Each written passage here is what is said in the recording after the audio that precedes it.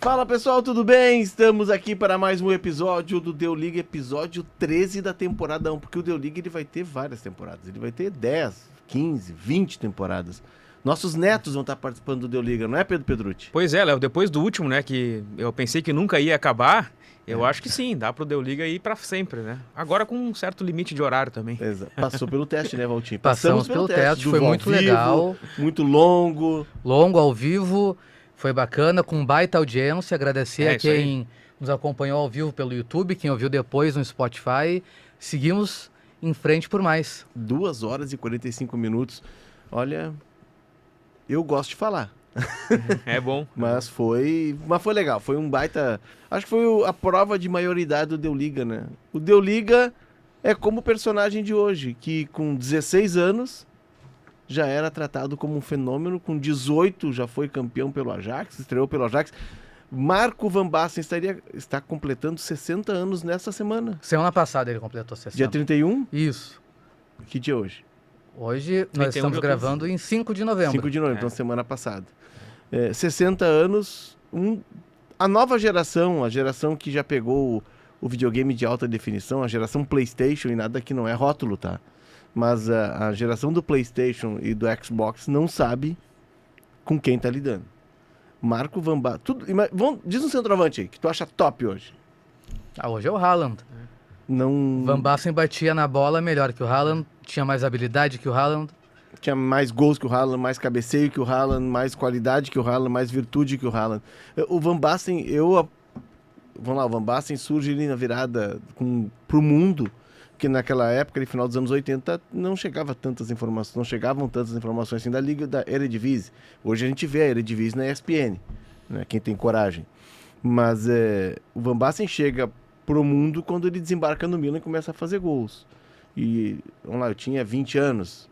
E desde então, eu não vi um centroavante tão completo como ele. E nós estamos falando de um mundo que teve Romário, que teve Ronaldo. Mas o Van Basten, porque o Van Basten ele não era só um fazedor de gols, né? Ele era um cara completo.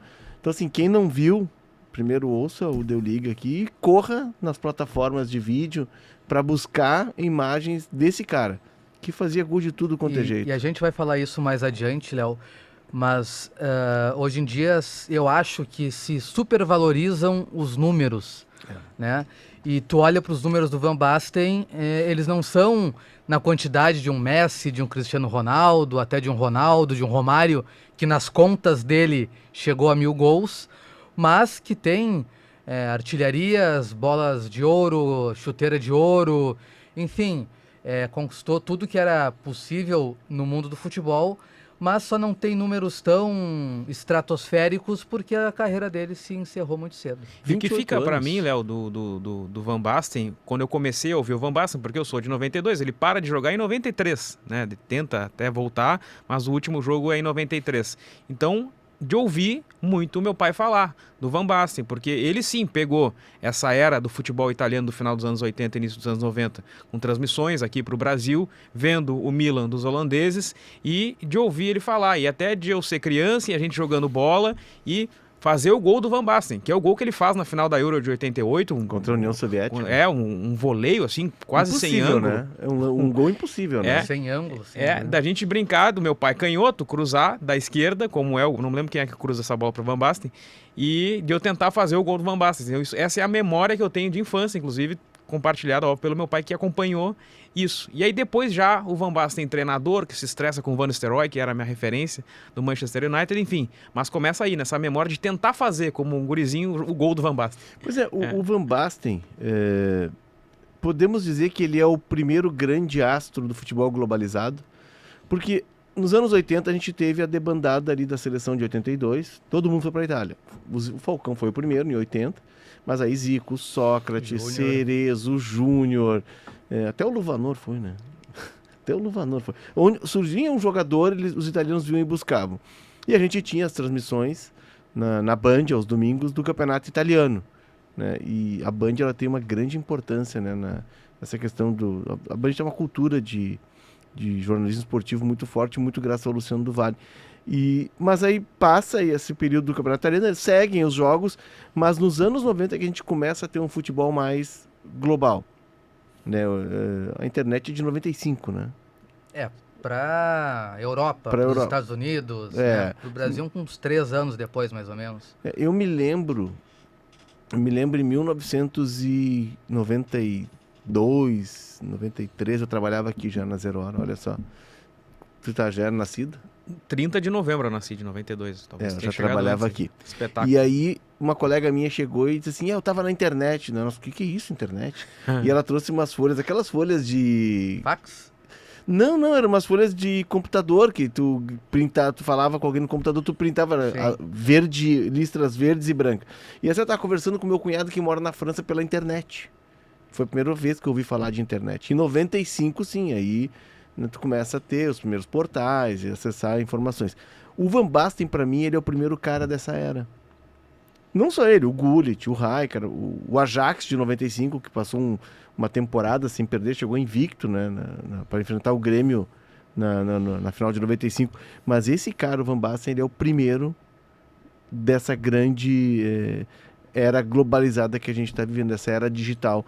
Talvez por isso as pessoas não saibam tanto quem é ele. Mas antes de a gente entrar no Van Basten, vamos chamar o índice? Vamos lá. Vamos lá. O índice do Deu Liga. O craque de carreira curta, o auge dele no Milan. E o Van Basten, treinador e também polêmico, né? Agora o Van Basten atual não é um cara muito flor que se chegue. Não é um cara que as ideias a gente possa seguir assim. Mas vamos começar pelo craque de carreira curta. Eu tava contando aqui, o Van Basten é de Utrecht, que é uma... Isso, ele é conhecido como o cisne de Utrecht, Olha, por causa da inteligência, da graça dele, da habilidade, da técnica. Esse é o apelido que deram para ele lá na Holanda e que também se utilizou na época do futebol italiano. O que eu acho mais bacana da história inicial do Van Basten, ele conta que quando ele tinha 7, 8 anos, ele tinha um amigo e esse amigo tinha no quarto dele um pôster do Cruyff. E eles apostaram, vamos jogar umas partidas de futebol mano a mano e quem ganhar mais partidas fica com o pôster. E o Van Basten foi lá e ganhou as partidas, obviamente, e ficou com o pôster do amigo. Foi como roubar de bobo, né? Porque o Van Basten provavelmente sabia que ia vencer aquelas partidas. E aí, 8, 10 anos depois, ele vai pro Ajax e vai estrear. 10 anos. 10 anos. E vai estrear. No lugar de quem ele entra? A estreia dele, né? Olha que loucura. Ele estreia entrando no lugar do Cruyff e marcando um gol de cabeça. O Cruyff que volta à Holanda depois daquela passagem nos Estados Unidos, em que ele retoma ali a sua fortuna.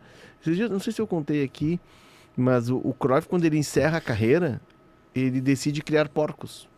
Isso. Só que ele não entendia nada de E porcos. não chega a se tornar treinador imediatamente. Né? Não. Ele encerra a carreira de futebol e vai criar... E também tem um final de carreira Estranho, cedo, assim. Porque, assim. É estranho também, porque ele volta pro Ajax, joga no Ajax, né? Nessa época do Van Basten iniciando, briga com a direção do Ajax. Isso é uma coisa que ele tem muito na vida dele, né? E vai jogar no Feyenoord, que é o o principal grande rival. Ganha títulos. Ganha títulos e depois volta pro Ajax para treinar o Ajax e treina o Van Basten na última temporada do Van Basten no futebol holandês. Mas o Van Basten tem briga também. O Van Basten estreia entrando no lugar do Cruyff com 18 anos. Isso.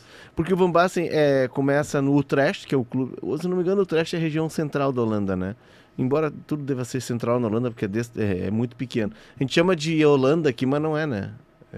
Países Baixos. Países Baixos, né? Holanda seria uma região dos Países Baixos. Mas e ele sai do Utrecht e vai pro UVV, dos 10 aos 16 anos, que é tipo um clube formador, um projeto social, né? E ali ele é descoberto pelo Ajax. Ele chega com 16 no Ajax e com 18 ele estreia no profissional, entrando no lugar do Johan Cruyff. Então, é tudo muito rápido na vida dele, né? O irmão dele tentou ser jogador. Isso, e não a conseguiu. expectativa do pai era que o irmão fosse contratado pelo Ajax. Como não foi... Foi reprovado, né? Foi reprovado. E aí ele manda o Van Basten e o Van Basten é aprovado. Nessa época tem o Mundial Sub-20. Ele com 18 anos joga pela seleção da Holanda contra o Brasil. O Brasil é campeão, uma seleção que tem Jorginho, Giovani, Dunga, Tafarel, Marinho Ram. Isso, o Brasil é campeão Sub-20 e enfrenta a Holanda na primeira fase, a Holanda com o Van Basten, que tinha 17, 18 anos, mas já era da seleção Isso é Sub-20. 83. Isso aí. Seleção de 83. Já, eu acho que o Tafarel tá na de 85. Eu acho que era Giovani, Jorginho e Dunga. esses principais jogadores, assim, não sei se tá para E o Jorginho e Dunga, que depois estão na seleção campeã mundial em 94 e eram lideranças daquele grupo, eles já viam. Tinha um zagueiro chamado Boni nessa seleção. A Holanda já sem Van Guarani. Basten em 94, né? Ele não consegue jogar 94, né? O Brasil enfrenta a Holanda, enfim, ele já tá fora naquele confronto às quartas de final. Mas Ajax, ele ganha tudo no Ajax, né? Ganha ali a Copa da Holanda. Mas, campeonato holandês, é artilheiro, ganha chuteira de ouro. E a última temporada, assim, que é vista como um ressurgimento do Ajax no cenário europeu, porque eles conquistam a Copa dos Campeões de Copas, né, que era uma Copa que a UEFA organizava com as equipes que já tinham sido campeões dos torneios continentais. E eles conquistam esse título com o Cruyff no comando, e aí depois o Van Basten vai para o Milan fazer história. E essa temporada 83-84, com 19 anos. Ela é marcada, Léo, só para complementar, já pelo primeiro problema no tornozelo que ele tem. É 85, né? Os holandeses dizem que foi um jogo contra o Groningen, isso aí. Em 85, que é a primeira pancada forte que ele leva no tornozelo direito, e a partir daí ele nunca recupera 100% e convive com isso até o fim da carreira. E o Cruyff queria que ele jogasse a final da Recopa contra o Leipzig, não o RB, o antigo Leipzig. E por isso ele combinou com o Van Basten, não, pode ficar de fora de outros jogos, tu pode não treinar, mas eu preciso de ti nessa decisão, porque a gente precisa ser campeão. E ele joga a final, já um pouco baleado, mas já insistindo, né, com esse problema que ele vinha convivendo no tornozelo, é decisivo, faz gol e eles são campeões, né? E aí começa já um pouco de estresse com o Cruyff também. E esse é um dos arrependimentos que o Cruyff tem, né? Que ele relata ter, né? Porque aconteceu depois com o filho dele no Barcelona de uma lesão mal curada. Ele disse que o Barcelona não cuidou do Jordi Cruyff como deveria e isso encurtou a carreira do Jordi. Mas só nessa temporada 83-84, com 19 anos, ele foi o maior goleador da temporada holandesa. Ele só fez 31 gols em 31 jogos. Tá bom. Para começar bom, né? A carreira, ele foi o bola de prata da Europa, chuteira de prata da Europa. Isso. Né? Aí na quarta temporada dele, que já é final dos anos 80, 27 gols e 20 assistências em 38 jogos. Ele foi o jogador holandês do ano. E os números dele são todos assim, são todos números superlativos. 85-86, 39 gols e 4 assistências em 34 jogos. 39 gols em 34 jogos. Dá uma média de 1 gol e 15 por partida. Bola de ouro, goleador da Eredivisie, que é o campeonato holandês, e campeão da Copa holandesa. Mas a melhor temporada dele em números absolutos é 86-87, que é o 7º ano dele como profissional. 44 gols e 9 assistências em 43 jogos. E aí a Copa da Holanda, e ele ganha, não é a Copa da UEFA, é a Copa dos Campeões de Copa. A Recopa. Que era uma competição... Não é a Recopa, é a Copa dos Campeões de Copas. É uma competição que a UEFA tinha com as mas equipes não era Recopa campeões. O nome? Não. Não era? Não. Porque tinha... É Cup Winner Cups. O nome em inglês. Porque eu me lembro dessa Copa dos Campeões de Copa. Eu sempre tive na cabeça que chamava Recopa. Não. E também antes tinha a Copa das Feiras, né? Isso aí é o nome inicial que agora é a Liga Europa. Que é a Liga Europa, que na Europa é muito comum as feiras, onde tinha feiras nos países, tinha um representante. Mas sim, são números absurdos. Na 89 e 90, que ele já é no Milan. 87 e 88 ele já vai pro Milan, né? Isso. 89 e 90, 47 jogos. Aqui é absurdo, né? 33 gols e 33 assistências. No campeonato italiano. E isso ele mostra que ele não é só um finalizador, como ele era um jogador completo, né? Eu vi o Van Basten jogar pela TV. E era um absurdo, assim. Ele era elegante jogando. Porque ele era um cara alto, 1,88 m, o que remete a um centroavante mais lento, que ele não era lento, mas ele era extremamente habilidoso, né? Inteligente para jogar. E ali tinha no Milan um complemento que embora fosse alto e forte o Van Basten, ele era muito técnico. E tu tinha um outro jogador do lado, que também a gente vai falar depois dessa parceria, que é o Gullit, que é já mais uma força da natureza, né? Um jogador mais de arranque, mais de trombar, mas que também tem habilidade, eles se complementavam muito bem naquele time do Arrigo Sacchi do Milan. E o Rijkaard era o terceiro a chegar. Isso. Quando eles vão os dois, o Gullit e o Van Basten vão em 87, porque a regra da época permitia só 2 estrangeiros. Na temporada seguinte, 88-89, se permite a entrada do terceiro estrangeiro e aí o Milan busca o Rijkaard para fechar a trinca. Que é mais novo um pouquinho. O Rijkaard tinha se desentendido também com o Cruyff lá no Ajax, ele chegou a jogar emprestado para o Zaragoza, se não me engano, depois ele vai para o Milan. A gente fala da briga dele com o Cruyff, dele e Van Basten, mas o Cruyff também não era um cara fácil de lidar, né? Não é nada fácil. E aí, enfim, mostra o quanto a Holanda, a Holanda eu comparo muito, Pedro, com o Uruguai. Sim. Porque são países de tamanho semelhante, população semelhante, mas de formação e paixão pelo futebol absurda. Olha que a Holanda nunca ganhou a Copa do Mundo, mas olha o tamanho da Holanda. Olha o nível técnico dos clubes da Holanda. É um país formador. E a Holanda serve muito também como uma porta de entrada para que jogadores nos quais os grandes clubes apostam muito coloquem lá para batismo de fogo. Tu passa pela Holanda, o Romário passou por isso, o Ronaldo passou por isso, mais recentemente o Savinho passou por isso, porque o clima hostil, o clima é muito ruim, é muito frio, é muita umidade, é neve, o inverno é muito rigoroso, um idioma que ele é quase incompreensível para nós, né? O holandês, um jogo muito disputado, mas de um país em que, embora o jogo seja disputado, de muita virtude técnica. O holandês tem muita virtude técnica, né? Então, e taticamente também, né? Disseminado pelo Rinus Michels, que depois vai ser treinador do Van Basten na seleção. Quem também seleção. o Cruyff teve problemas. Ele tem Arrigo Sacchi, Rinus Michels e Cruyff como treinadores, né? E ele próprio treinador que não conseguiu absorver muito desses caras, ou absorveu o pior. É que pro craque ser treinador é diferente, né? Eu acho que o craque, salvo raras exceções, o craque ele não se atém muito ao detalhe do jogo, ele encontra as soluções dele. O jogador mediano, ele já precisa interpretar o jogo. Não estou dizendo que o Van Basten não interpretava o jogo, mas o mediano interpreta o jogo, tem que entender o jogo, tem que ler o jogo. Um craque não precisa ler o jogo, né? Sim. Então, e a carreira curta como jogador, né?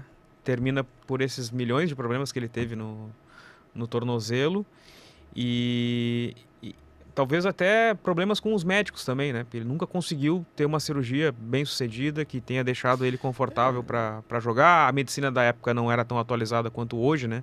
Hoje os jogadores são muito mais longevos. Ele, 28 anos, né? São três cirurgias, né? O último jogo dele é a final da Champions. Perde pro Olympique. 93. Imagina, um ano antes ele tinha disputado a Euro pela Holanda, 92, cai para Dinamarca na semifinal, que ele perde o pênalti. E tem a série até do inverno de verão de 92. Em 92. Que a Dinamarca vai porque houve desistências. Estoura a guerra na Iugoslávia. E aí a Iugoslávia é tirada da competição, a Dinamarca tem que reunir os jogadores, chamar os jogadores de férias. E aí os caras se reúnem dias antes da Euro, mal treinam e vão pra competição e ganham a competição. E a carreira acaba até, o Walter falou, né? O Gullit, um cara muito mais forte naturalmente, e o Van Basten, por ser um centroavante que tinha essa mobilidade também, ele não era um cara tão de força, né? Então ele saía da área, ele conseguia, mas isso sofria muito, né? Os adversários... Ele levava muita pancada no pegavam tornozelo, muito. E o Pedro falou da Euro, né? Que ele perde o pênalti. Ele ganha a Euro de 88. 4 anos antes. 4 anos antes. Mas, assim, a passagem dele, ou o período da Holanda, exceção feita ao título, assim, não é dos melhores, aparentemente, porque eles não vão à Copa de 86. Sim. Eles ficam em segundo num grupo que tinha Hungria, Chipre e Áustria, e aí vão para o play-off contra a Bélgica. A Hungria do Détali. Isso. E aí eles perdem o primeiro jogo por 2-1, e depois ganham por 1-0 e acabam perdendo pelo saldo qualificado. Na Copa de 90, a Holanda, que se tinha muita expectativa, é um desastre, num grupo que tinha Egito, Irlanda do Norte e Inglaterra. Empata os 3 jogos. Não, empata 2 jogos, né? Ele perde um, perde para a Inglaterra 3-1, não, empata os 3 jogos e perde para a Alemanha depois, né? Que vinha a ser campeã. E que é o jogo da gusparada do Gullit no Völler. Isso. Que fica pendurado nos caixinhos mullets do Völler, uma das cenas marcantes daquela Copa.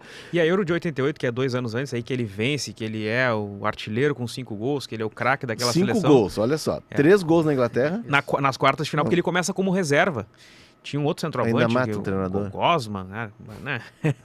O rei dos bichos. Tinha um outro treinador, um outro jogador, Gosman, se não me engano era o nome, que estava jogando. E o Van Basten estava em atrito com a comissão técnica e tal. E aí ele volta nas quartas de final contra a Inglaterra e depois, assim, ele virou artilheiro do campeonato. E ele faz 3 contra a Inglaterra, faz um no último minuto contra a Alemanha na semifinal. Alemanha, time da casa. E faz o gol que é vinheta, quem não viu, por favor, né? Já deve ter visto, que é um cruzamento da esquerda e quase rente a linha de fundo, ele bate de primeira, um sem pulo, assim. E ele tá meio de costas, né? A câmera tá ali, ele tá assim, ó, que nem eu tô aqui agora, e aí, pá. Mas, enfim, e aí, porém, as cirurgias acabam que ele com 28, ele participa desse jogo que é uma final, inclusive, que o Olympique depois perde o título, né? Não, ele não perde o título, ele deixa de disputar o Mundial, mas o título é mantido. O título é mantido, que é um caso de suborno do Olympique, Bernard Tapie, que depois veio ser presidente da França, né? Não. Não? Não, ele era dono da TV Plus, isso. Mas ele foi candidato, se não me engano. Didier Deschamps, capitão desse time. E aí um jogo em que há um caso de suborno, um jogo contra o Valenciennes, e quem é envolvido no suborno? Burruchaga, campeão com a Argentina, que faz o gol do título da Argentina em 86. E aí eu tinha sempre em mente que tinha sido perdido o título. Ele não vai para o Mundial. E quem vai é o Milan. E perde para o São Paulo no Tele Santana na final. Isso. Seguindo aqui o nosso índice... Aí Falando em Milan, o auge no Milan. Aquele time do Milan marcou a época. Tem uma situação que favorecia aquele time, que era a seguinte... a linha do impedimento na época, a mesma linha era impedimento. Hoje em dia não é. Em 91 que muda essa regra. E aquele time do saque, a linha de defesa do Milan, quem depois do programa, quem for na janela do lado ali assistir, pegue Milan e Real Madrid naquela época. A linha de... Acho que foi 5-1 pro Milan. A linha de defesa do Milan parece uma parede que só anda para frente e vai colocando o time adversário para trás, para dentro do próprio campo e vai empilhando chance, empilhando passe. É um baita de um time aquele time. Costa Curta? Não, é Galli, Tassotti, Costa Curta, Baresi, Maldini, Colombo, Ancelotti, Rijkaard e Donadoni, Gullit e Van Basten. E aí, na segunda final que eles disputam da Liga dos Campeões, sai o Donadoni e entra o Evani, que disputa a Copa de 94. Que erra pênalti, né? Isso. Copa o Evani e o Massaro erraram pênalti na O Massaro era o reserva do Van Basten nesse tempo. Exatamente. É um timaço e ele ganha 3 Ligas dos Campeões, sendo que a terceira ele não está participando, ele está machucado, não? Isso, que é de 94, que é 4-0 no Barcelona. Isso, só isso. É isso. Aí já é com o Capello. Mas aí... de Romário, Stoichkov, Guardiola... mas assim, ele tem um problema, ele tem um... Aí é que tá, a gente fala muito do Van Basten do campo, mas o Van Basten de fora do campo, e ele admite isso. Tem uma biografia dele, que se chama Frágil, tá em espanhol, quem quiser comprar na Amazon tem. Ele se arrepende, diz que ele focou tanto em ser o melhor do mundo, que ele disse, olha, eu sempre tentei jogar dentro das regras, mas eu admito que algumas vezes eu pulei as regras. E não interessava se era técnico, se era jogador, se era dirigente. Ele era um cara que ele era muito obcecado por ser o melhor do mundo, e ele foi, né? 92. 92. Na segunda edição do prêmio da FIFA. Exato. E o Ballon d'Or ganhou 3, que era o assim prêmio... Assim como o Cruyff e Platini, né? E ele disse que ele cometeu algumas transgressões de comportamento. E ele era um cara extremamente individualista. E no Milan ele tem uma briga com o Arrigo Sacchi. Que é tirado... outro cara que briga com todo mundo, né? Mas era o técnico. E aí o Arrigo Sacchi é tirado porque o Berlusconi bancou o Van Basten. Ele respondeu em campo. Sim, aí veio o Capello treinar o Milan, que treinava o time de rugby do Milan na época. E o Sacchi vai treinar a seleção italiana em 94. Mas é um temperamento difícil. Ele mesmo admite nessa biografia que sabe contra quem foi a estreia do Van Basten no Milan? Foi contra o Pisa. Do Dunga? Do Dunga. O Dunga jogou essa partida de estreia do Van Basten. E o primeiro título dele no Milan é uma virada histórica do Milan. O Milan não ganhava título havia 20 anos, é isso? Se não me engano. O Milan vinha de um período difícil, porque tinha jogado a segunda divisão italiana por 2 vezes nos anos 80, e o Berlusconi acaba comprando o clube e aí começa a reestruturar. E o Marco é a chegada do Van Basten e do Gullit. Sem trocadilho. Porque antes eles... Isso aí. Porque antes os estrangeiros do Milan eram 2 ingleses, o Mark Hatley e o Ray Wilkins. Depois eles são negociados para se trazerem os holandeses. E aí ele chega e tem uma virada do Milan no campeonato em cima do Napoli Do Maradona. de Maradona. E careca, né? 3-2. Imagina. Os dois marcam. Mas assim, estava muito atrás do Napoli. O Napoli era o grande time da época, e era, né? E aí tem uma virada no campeonato, tem a virada no jogo, tem a virada no campeonato. E ali o Milan dá seu cartão de apresentação. Tem uma dessas finais que o Milan perde pro São Paulo, Do Mundial de Clubes, de né? Mundial de Clubes, Isso. né?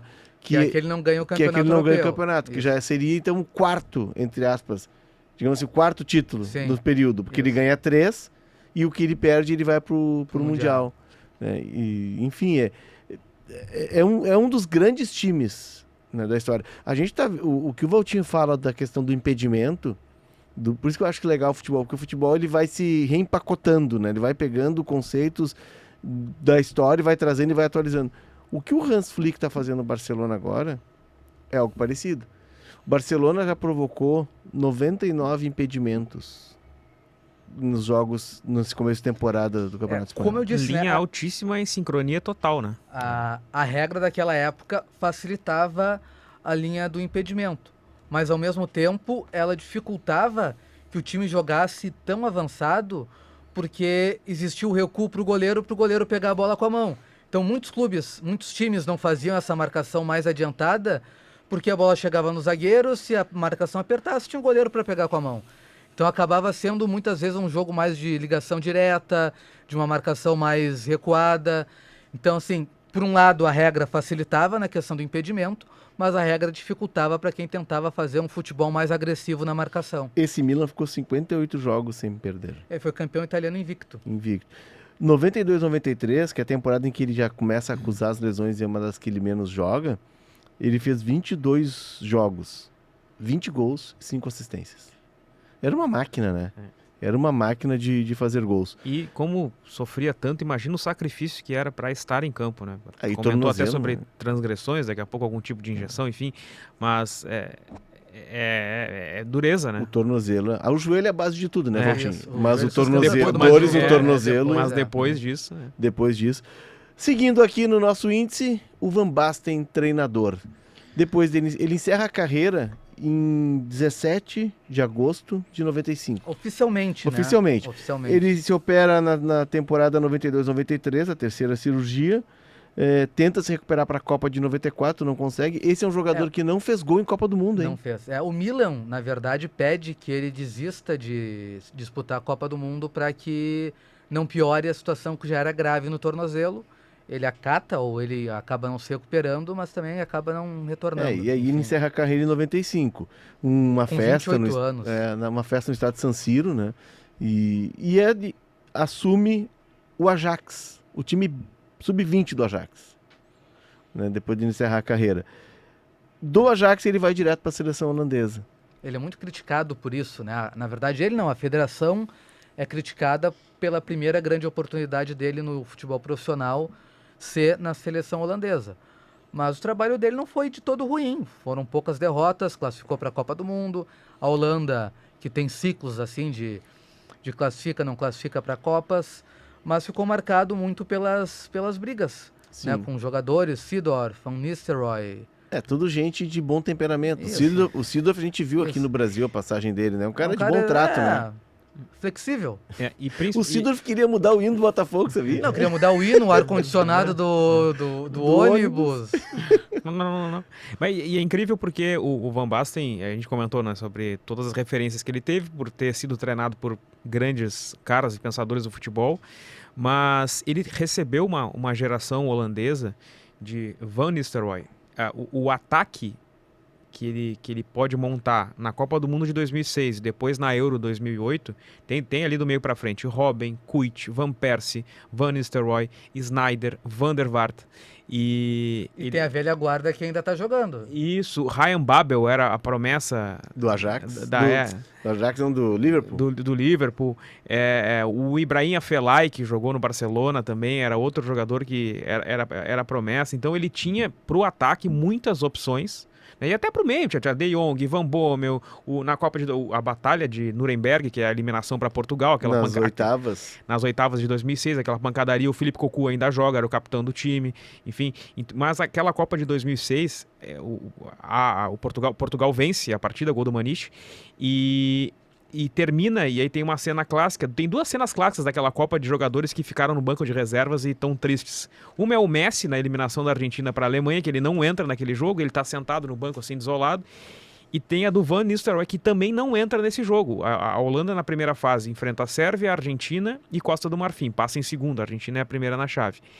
E o Van Nistelrooy faz uma primeira fase razoável, ele faz um gol contra a Costa do Marfim, mas tem um atrito com o Van Basten que não está tendo o melhor rendimento. Isso que ele tinha sido artilheiro campeão pelo Real Madrid na temporada.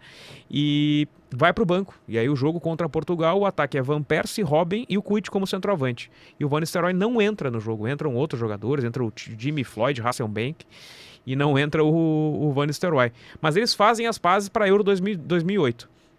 E a Holanda é avassaladora na Euro 2008. Ela vence a França de goleada, a Itália de goleada. Do mundo. A Romênia do Mutu era a surpresa daquela Euro. A Holanda vai lá e vence também, com o Van Nistelrooy como centroavante. E aí cai para a Rússia de Andrei Arshavin. E aí, eu gostava muito de acompanhar a Holanda na época pelo Van Nistelrooy, e também que eu tenho um amigo, Marcos van de Sande, que é filho de holandeses, era meu colega de escola, então ele gostava muito da seleção, a gente acompanhava junto. E essa seleção aí, ele não tem o Robben, e ele não tem o Van Persie, deixa no banco, mas ele consegue montar um time que para mim era maravilhoso, porque tinha o Sneijder e o Van der Vaart jogando juntos. E a Holanda cai. O Van Nistelrooy faz o gol de empate nos últimos minutos e vai para a prorrogação, e aí o Arshavin destrói nessa Euro de 2008. E depois é pro Arsenal, né? Isso aí. O Andrei Arshavin faz jogadores de campeonatos, aquela Euro é o campeonato dele, ele e o Paliuchenko, que era o centroavante, foi pro Tottenham. O Nistelrooy lembra fisicamente o Van Basten. Até o cabelo comprido, certos momentos, né? Mas não se davam bem, uma pena. E aí nesse episódio da Euro, porque aí quando ele tá comandando o Ajax, comandando a seleção holandesa, 3 meses antes da Euro, 4 meses antes, o Ajax anuncia que depois da Euro o Van Basten vai ser o novo técnico do time principal. E o Cruyff seria o diretor técnico. E o Van Basten sempre antes dos jogos da seleção holandesa ligava para o Cruyff, pedindo conselhos para ouvir o Cruyff. E quando eles começam a trabalhar na construção do Ajax, o Van Basten defende que o Ajax tem que passar por uma reformulação e contratar novos jogadores, e o Cruyff vai contra, e eles rompem. Tanto que o Cruyff desiste de assumir o Ajax. E aí que há o rompimento entre eles. Ele numa entrevista que ele dá para a France Press, para a agência, ele disse, não, a gente se distanciou, mas é questão de tempo, vamos voltar a nos falar. E a imprensa holandesa achava que não, porque os dois tinham um temperamento muito forte. E depois o Cruyff e ele reatam e tal, se reaproximam, né? Mas o trabalho dos dois juntos acaba não acontecendo muito pelo temperamento. Van Basten treinador depois do Ajax, a passagem não é tão boa pelo Ajax também, né? Ele vai treinar o Heerenveen e eu não consegui investigar, mas eu acho que ele vai para... Eu acho que ele comanda o Afonso Alves no Heerenveen. Craque Afonso Alves brasileiro. Sim, jogou na seleção. Na seleção. O Dunga convocou o Afonso Alves, levou para a Copa América de 2007. 2007, o Afonso Alves. Na Venezuela, né? O Afonso Alves. O Azel Alkmaar, e aí ele termina a carreira dele e deixando o Azel Alkmaar no meio da temporada porque se diz estressado, que não quer mais saber de futebol. E eu acho que ele está estressado até hoje. Tá, não passou. Ele é um amargo. Talvez também por ter encerrado a carreira cedo, por não ter dado certo como técnico. Porque ele anda cometendo alguns desatinos, né? Ele anda errando, o Van Basten. Essa passagem pelo Heerenveen, por exemplo, ele treina o Hakim Ziyech, que joga pela seleção de Marrocos, embora tenha sido criado na Holanda, né? Migração dos pais e tal. A diáspora marroquina tem 5 milhões de marroquinos fora do país. Marrocos tem, se não me engano, 30 milhões de habitantes, 5 milhões estão fora do país. E a família do Ziyech na Holanda, até ele desponta depois no Ajax de 2009, que vai para a semifinal da Champions, mas ele jogava no Heerenveen antes com o Van Basten. E na época ele poderia, e tinha até passado pelas seleções de base da Holanda, como acontece com muitos jogadores, mas ele opta por jogar por Marrocos, o país que ele entende que ele queria jogar, que era a sua nação. E o Van Basten o critica, né? E fala, o que quer fazer lá no Marrocos com um tom já discriminatório, preconceituoso. Uhum. Né? Esse é um episódio. Tem outro episódio dele já como comentarista de TV, fazendo um gesto nazista, comentando um jogo. Era na Alemanha e ele disse que entendeu que aquilo era uma brincadeira. E lá ele faz um gesto nazista também. E quando ele faz esse gesto nazista, o FIFA, né, o jogo hoje, que é o EA FC, ele tem as lendas, né? Cada país tem seus jogadores lendários. O Brasil tem o Pelé, o Ronaldinho, o Romário e tal. E ele era um dos lendários da Holanda, né? E ele é excluído pela EA Sports para as crianças não jogarem com ele. Até o Torre, nosso colega aqui, que é o cara dos videogames e tal, ele me disse que o Van Basten pode voltar agora. Já faz um tempo que ele está fora, a voltar a ser uma das lendas da Holanda. E a Holanda que é um dos países que mais sofreu com o nazismo. A comunidade judaica da Holanda foi praticamente dizimada, né? E a Holanda que recebeu muitos judeus no começo do século XV, pessoal que vinha de Portugal, da Espanha, naquele momento, criou-se uma comunidade grande e que foi dizimada durante a Segunda Guerra Mundial. Bom, então isso pegou muito mal, né? O gesto nazista que ele faz na TV, como comentarista, e o ex-jogador, ícone como ele, como um comentarista ali, ele tá como uma referência também, né? E ele achou que estava brincando e fez um gesto nazista. E tem também uma treta dele com o Neymar, né? Que até gerou um episódio assim do craque Neto se revoltar e defender. O craque na história é o Neto. O craque Neto se revoltar é quase que não é uma... Que é engraçado. Ele diz que o futebol do Neymar é sujo. Né? Uhum. E aí a maior crítica que o Neymar recebeu ao longo da carreira de simulações, né? E as críticas foram muito fortes na Copa de 2018, aquele primeiro jogo contra a Suíça, que o Neymar sai rolando e virou um meme de rolar. Muita gente criticou o Neymar, inclusive o Van Basten chamando o Neymar de sujo, né? E essa expressão também foi levada para o lado racista, preconceituoso e gerou revolta de muita gente. Então é um cara que hoje acumula, ele não é mais treinador, ele estava no futebol como comentarista, mas acumula episódios assim de preconceito. Recentemente, a ícone, o cara que foi um grande jogador, que teve uma carreira como técnico no maior clube do seu país, na sua seleção, mas que agora não vende bons episódios. E a Holanda tem muito da Holanda fracassar nas grandes competições, vem dessas relações tensas internas entre os holandeses nativos e os que vêm das colônias. Principalmente aqui das colônias Suriname. Da América e das colônias africanas. Há uma divisão muito forte de raças dentro do ambiente holandês. Isso sempre foi muito forte, principalmente em Copa do Mundo. Quando o técnico consegue equilibrar isso e fazer com que todos converjam, pode ser, a Holanda consegue avançar. A Holanda foi vice-campeã mundial, né? 3 vezes, né? Mais recentemente de 2010. Enfim, é um problema e tomara que o Van Basten, que é um cracaço, reveja suas posições, né? Estamos em 2020. Pode ser um craque nas suas posições também. 2024, né? Vamos lá, né? Vamos abrir a cabecinha, né, Van Basten? Vamos lá. Cabecinha que ele usou tanto para fazer gol. Serve o chá da 5 aí. Vamos lá, vamos de chá da 5. O chá da 5 do Deu Liga.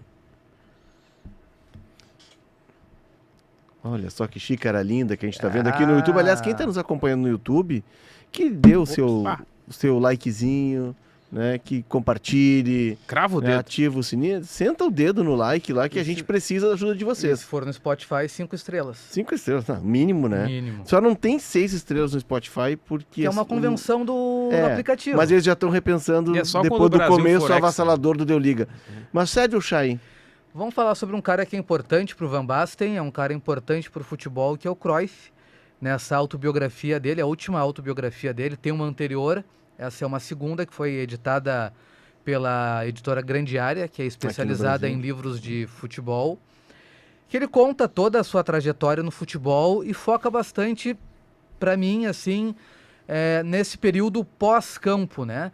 Ele fala bastante dos problemas que ele teve com os dirigentes do Ajax, aquilo que ele vê errado no clube, aponta os motivos que ele acha que levaram o Ajax a se encolher no cenário europeu, fala das brigas que ele teve no Barcelona, com o Van Basten, enfim, é um livro que tem uma espécie assim, de desabafo. Eu acho a segunda parte do livro um desabafo do Cruyff para justificar algumas atitudes que ele tomou durante a vida dele, principalmente depois de ter se aposentado. É meio que passando da vida limpo, né? Eu acho que nesse momento ele já estava enfrentando os problemas que levaram à morte, né? Do câncer.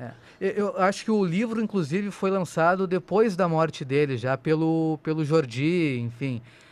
Tem todo esse enfoque. Mas acho que sim, acho que já era um livro pensando numa despedida e em passar a carreira limpo, desabafar e colocar as coisas às claras na visão dele de por que ele tomou algumas decisões. E ele fala muito da ida dele para os Estados Unidos, que ele vai jogar no time de Washington, né? Quando vai toda aquela turma, Beckenbauer, Pelé, Carlos Alberto, e ele tem que voltar a jogar, porque ele botou o dinheiro todo fora no investimento em porcos, né? E aí ele disse que ali mudou a vida o conceito dele do esporte, do futebol, como um negócio. E por isso que ele criou o Instituto Johan Cruyff, que ele queria formar dirigentes e pessoas que trabalhassem com futebol da nova geração. O curso que eu fiz do Instituto dele, é muito vivo isso, a imagem dele é muito forte. E conversando com uma funcionária que trabalhava ali uma espécie de copeira do curso, ela conhecia a família, está há muito tempo lá. E um dia conversando com ela, ela disse, não, ele morava aqui perto, ele morava 3 ou 4 casas acima, o curso era numa casa, ainda é numa casa que tem ali no bairro de Sarriá, e ele vinha pouco antes do intervalo e ficava no pátio conversando com os alunos, tomando café, fumando e conversando. E os professores, que entre aspas eram funcionários dele, tinham que correr, ele disse, olha, eu tenho que continuar dando aula, eles têm que voltar para a aula. Disse, o problema é de vocês. Que era um cara muito cativante, assim, né? Um cara ele era do carismático, dia a dia. porém com um pavio temperamento um pouco curto. Forte, né? E eu conheci o Jordi Cruyff. Um dia nós estávamos na aula, o Jordi Cruyff foi uma visita na nossa sala de aula, ficou todo mundo meio extasiado. É um cara alto, assim, uma figura imponente, assim, e eu só me arrependo de não ter levado o meu livro na bagagem para levar todo dia para aula, para esperar que uma hora ia aparecer o Jordi Cruyff lá, para ter o autógrafo dele. Só não tem a capa dura como tu tem. Essa aí é para edição especial. No meu bolso não alcançou a capa dura, infelizmente. Mas agora, um dia eu chego lá. Liga, quem sabe o pessoal dando mais um like. Pessoal, ajudem, quem sabe, né? Ajuda a gente ter. Porque eu tenho que comprar especiais. ainda o do Bielsa, que eu já dei uma espiada e não comprei ainda. O do Ancelotti. Tem o do Maradona.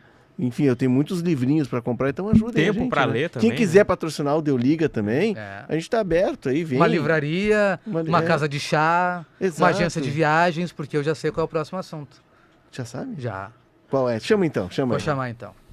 Traz aí a nossa próximo tema, que é a nossa dica de viagem. Bora lá.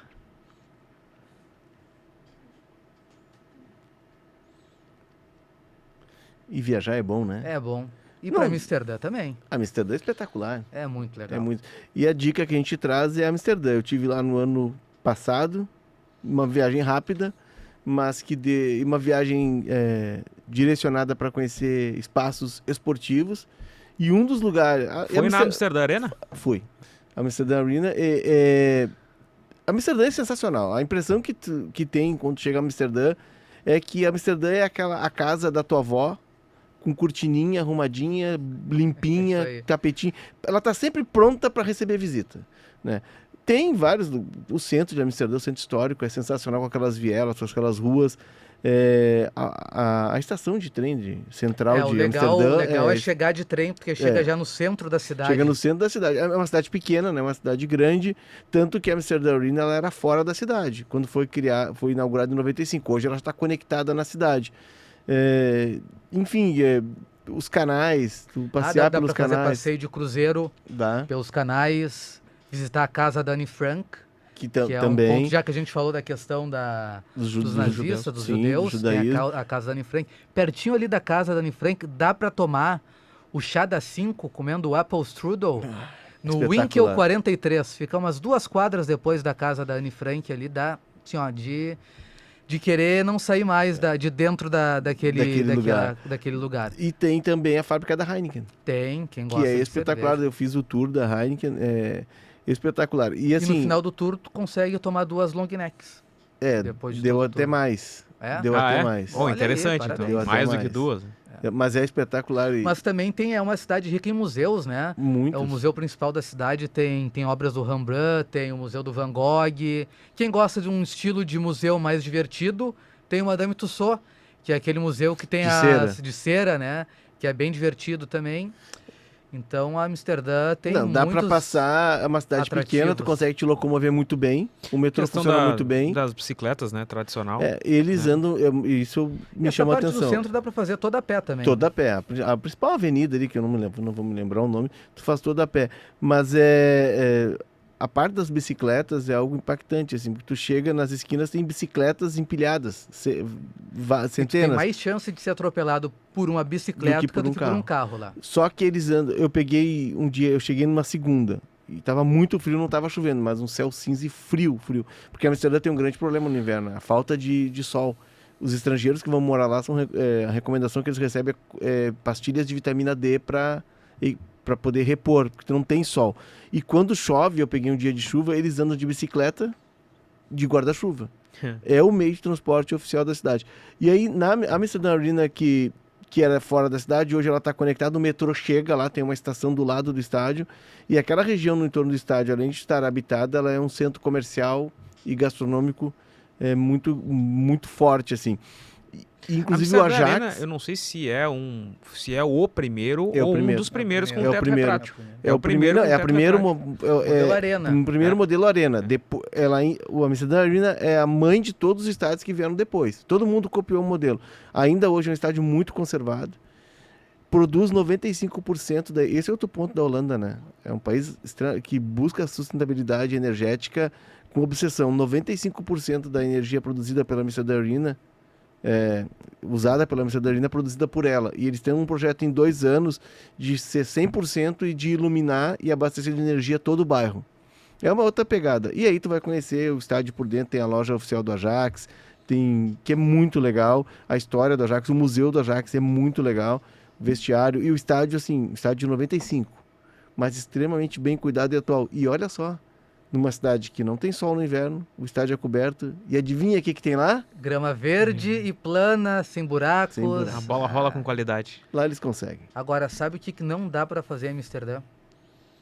Tentar comprar a camisa do Feyenoord.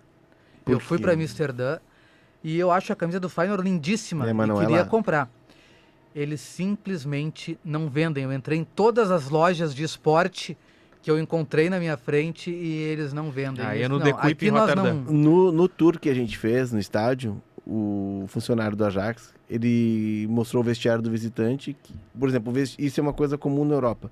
O vestiário do mandante, ele é aquele em formato de uma ferradura. Por quê? Porque o técnico chega e pode falar com todo mundo e todo mundo olhando o técnico. Na série do Guardiola, do Manchester City, fica isso bem Fica claro. muito claro. E assim, é legal porque cada um tem o seu lugar e aí a parte que tem assim, tipo um puxadinho, a parte que fica de costas pro técnico, ele fica numa ferradura. Os 6 bancos que tem aqui são dos garotos da base que eles ocupam. E o vestiário do visitante, ele é de uma forma que nem todo mundo consegue olhar o técnico falar. Ele é um formato de um L, um modelo estranho. E em jogos contra o Feyenoord, o funcionário disse que, inclusive, falta água. Dá uma coincidência que falta água. Aqui no Brasil é comum isso, falta água, falta luz, energia Agora, elétrica. é muita coincidência. funciona, Sempre com o Feyenoord, falta água no vestiário Mas do me impressionou visitante. isso, assim, de não ter nem a camisa para vender como Não, um esse negócio impressionante. Eles se odeiam, é muito forte a rivalidade. Encaminhando aqui o final, antes que Janaína Willi, nossa grande editora, infarte, vamos chamar o MVP, o craque da rodada. Vai lá, Pepe. O cara da rodada é PP, ex-jogador do Grêmio, agora Não é tu, no Pedro Porto. Petrucci. Esse eu sou todas as rodadas, brincadeira. Mas nessa rodada é o PP, atacante do Porto. Ele fez uma coisa fora do comum, né? Porque ele estava muito próximo de fazer um gol, mas o zagueiro que ele driblou caiu no chão e se machucou. E ele abriu mão da finalização, de marcar um gol. Naquele momento estava 1-0 para o Porto a partida contra o Estoril, para que o zagueiro pudesse ser atendido. O nome do zagueiro é Pedro Amaral, também, mais um PP aí. E o cara estava caído, machucado, jogador do Estoril. O PP parou tudo e Jogou a bola pro lado. Jogou a bola pro lado para que o companheiro pudesse ser atendido. O estádio do Dragão deu uma vaiada no PP inicialmente, mas depois todo mundo entendeu o que estava acontecendo. E o Porto venceu por 4-0, o PP fez gol, o Galeno fez 2 também. O PP faz gol minutos depois desse lance. Isso, então o universo conspirou a favor dele também, porque ele foi solidário com o colega e depois também conseguiu marcar um gol. Então, por esse gol, por esse gesto, por essa cena do Estádio do Dragão, solidariedade do PP, ele foi o craque da rodada. Exemplo, né? E num campeonato, um jogo de um grande clube, com visibilidade. O técnico do Porto elogiou muito o PP. Alguns vão dizer, era contra o Estoril, queria ver se fosse contra o Benfica. Mas eu acho que tem que se valorizar. O clima da partida também ajuda a fazer isso. Acho que, sim, contra o Benfica não aconteceria, porque provavelmente os jogadores do Benfica em vários momentos iam fingir lesões que não aconteceram. Enfim, isso tudo, o jogador acho que percebe dentro de campo o momento em que realmente é uma lesão grave, e realmente o jogador está ali sem condições de entrar na disputa e cede. Infelizmente não é tão comum quanto a gente gostaria. Mas deveria, né? Deveria. E o PP só não vai ganhar o Fair Play do The Best, que foi criado em 2016, o troféu Fair Play, esse ano, porque a temporada já fechou, né? O título é até agosto. Porque na Copa do Mundo de 22 eles ampliaram a temporada da Copa, ela teve 1 ano e meio. E depois o de 22 para 23 foi de novembro a agosto. E agora ele volta para a temporada regular. Pelo que eu pesquisei, inclusive publiquei isso na minha coluna. Se eu estiver errado, terei que dar correção. Então tu não mexe no teu celular. Não, foi pesquisado isso, foi pesquisado. E o PP no Porto, ele é o cara polivalente, né? Hoje, ele nem sempre é titular, mas às vezes ele joga na ponta direita, com o Galeno na ponta esquerda. Joga de lateral. Ele foi, o Diniz convocou ele para a seleção brasileira justamente por essa característica, né? Dele jogar como lateral direito. Houve uma necessidade, o João Mário estava machucado e ele foi o lateral. Então, é um cara que está sendo muito útil em várias posições no Porto. No Porto do Sérgio Conceição, ele foi lateral direito. Ele foi extrema, como ele era no Grêmio, pela direita e pela esquerda. No Grêmio jogava pela esquerda. E ele foi atacante por dentro. Jogando também com 2 atacantes, atacante por dentro. 28, só que o PP já está com 28 anos, né? Ele surge no Grêmio um pouco mais tarde. Era aquela geração sub-23. Isso é estranho, porque tem jogadores que parece que nunca envelhecem. Tu vê ele, não, tá só com 25, só com 26, o PP já tá com 28. Nós temos alguns casos aqui na redação. Tem alguns casos de gente que não envelhece, incrível. É 38. Mas tu conhece? O cara trabalhou na Rádio Gaúcha, por exemplo, em 2006. Ele estava aqui de produtor no dia do Mundial. 2006, estão falando de... muito 18 anos. 18 anos agora. E ele tem 38. Era um jovem. Tem gente que é precoce, mas os cabelos não enganam, né? Os meus caíram, mas eu tenho 52 anos. Mas os de outros às vezes enganam. Mas vamos lá. Não. E são todos da mesma cidade, né? Engraçado. É o mesmo cartório, inclusive. É a fábrica da borra de café no papel. Sabe que os caras, para falsificar no futebol, sujam a certidão falsa com borra de café para dar um ar de envelhecimento. Chega? Por hoje é só. Se a gente vai se arriscar aqui e falar bobagem, né? Já basta o Van Basten que tá falando. Já basta o Van Basten que deram tempo para ele. Tá com tempo o Van Basten, tá aposentado. Quem sabe ele até a gente manda o link e ele nos acompanha para... Será que ele entenderia o português? Não, né? Se ele fala italiano, quem sabe algumas palavras ele ia compreender. Tinha direito, Van Basten, tinha direito. Senão a gente vai fazer um outro episódio sobre aí sem a parte boa, só a parte ruim. 60 anos, hein? 60 Parece anos. que foi ontem. Esse é um cara que o tempo passou para ele. É isso aí. 60 anos. Siga o Deu Liga na sua plataforma de áudio preferida, deixe as 5 estrelas na avaliação e ative o sininho para receber uma notificação sempre que o episódio novo estiver no ar. Deixa o teu likezinho lá também na transmissão do Deu Liga no YouTube e aproveite para seguir o canal em GZH. A produção é da Janaína e do Rafael Ramos, técnica e edição de áudio Leandro Carvalho e Ana Ruff. Eu estou aqui com o @Pedro Petrucci, _. Eu só sinal de fumaça. Só sinal de fumaça, Walter Gonçalves Júnior e eu, o _Leonardo Oliveira. Não temos hoje o Alex Torrealba e nem o Lucas Arruda, que está flanando neste momento por Los Angeles. Los Angeles. A terra do Vai cinema. parar na calçada da fama, certamente, né? Certamente. Ainda mais com aquele bigode. Chega, fui, tchau, um abraço.